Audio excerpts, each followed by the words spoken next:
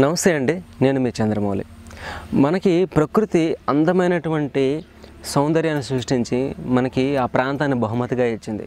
కానీ మనమే ఈ ఆధునిక అభివృద్ధి పేరుతో దాన్ని నాశనం చేసుకున్నాం. అందమైన పువ్వులు, వాటి నుంచి వచ్చేటటువంటి పరిమళం ఎంత మానసిక ఆనందాన్ని ఇస్తుంది. అలా అందమైన పువ్వులు ఉంటూ ఔషధంగా వినియోగపడితే అది ఇంకా గొప్పది. ఆ విధంగా ఒక అందమైన పువ్వు మొక్క అది ఔషధంగా ఎట్లా ఉపయోగపడుతుందని ఈరోజు తెలుసుకుందాం. అదేనండి దింటెన. దింటెన అంటే చాలామందికి తెలియకపోవచ్చు, కానీ దీన్ని శంఖం పువ్వులు అనేసి మన గ్రామీణ ప్రాంతాల్లో పిలుస్తారు. మీరు చూడొచ్చు, ఈ శంఖం పువ్వులు అనేవి తెలుపు రంగులోనూ అలాగే నీలం రంగులోనూ ఉంటాయన్నమాట. కొన్ని చోట్ల ఎరుపు పసుపు కూడా ఉంటాయి, అవి చాలా రేర్గా ఉంటాయి.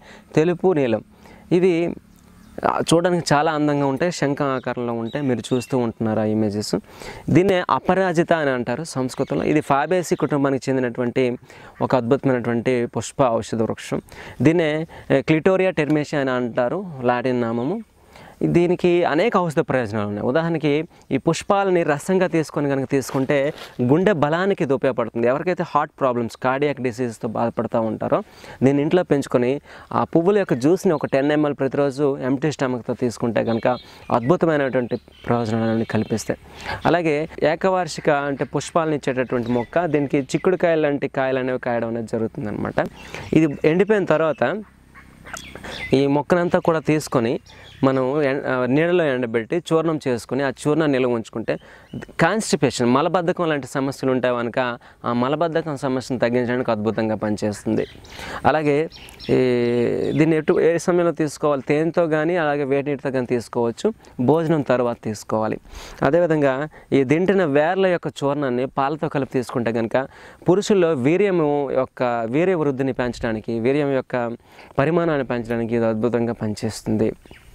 అదేవిధంగా ఈ దింటెన నుంచి ఘృతం తయారు చేస్తారు, దాన్ని దింటెన ఘృతం అని అంటారండి.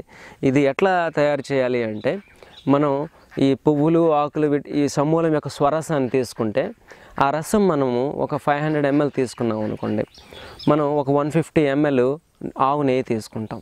దీంట్లో 150 ml నీళ్ళు కలిపి ఈ అంతటినీ కూడా చిన్న మంట మీద మరగెడితే చివరికి మనకి కేవలం 150 ml నుంచి ఒక 130-120 ml వరకు నెయ్యి మాత్రమే మిగిలేంత వరకు మరిగిస్తాం అనమాట.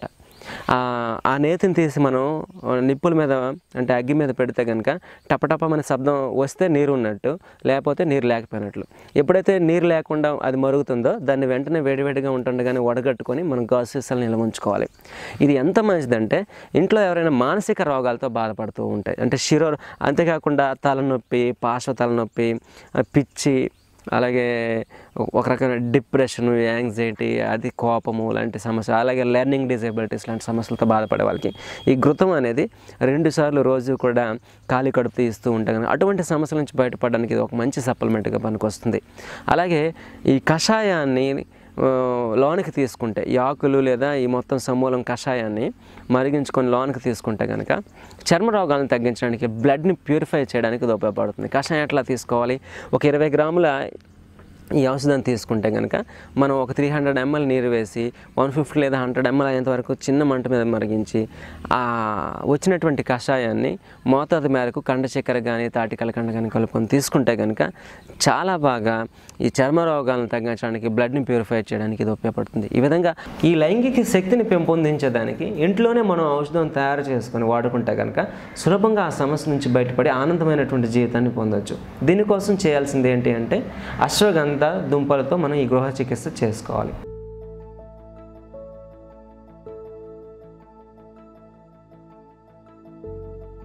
దీనికోసం కావాల్సింది ఏంటంటే పెన్నేరు దుంపలు లేదా అశ్వగంధ దుంపలు, ఆవు పాలు.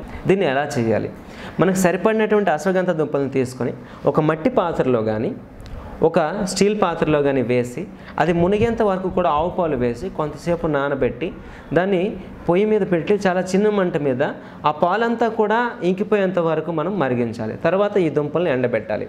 ఈ విధంగా 8 సార్లు ఈ దుంపల్ని ఆవు పాలలో మరిగిస్తూ ఇంకబెడుతూ ఎండబెట్టాలి. ఇలా చేసిన తర్వాత దీన్ని బాగా ఎండబెట్టి ఎండిపోయినటువంటి ఈ దుంపల్ని పొడిగా చేసుకోవాలి. ఈ అశ్వగంధ చూర్ణం తయారవుతుంది అనమాట.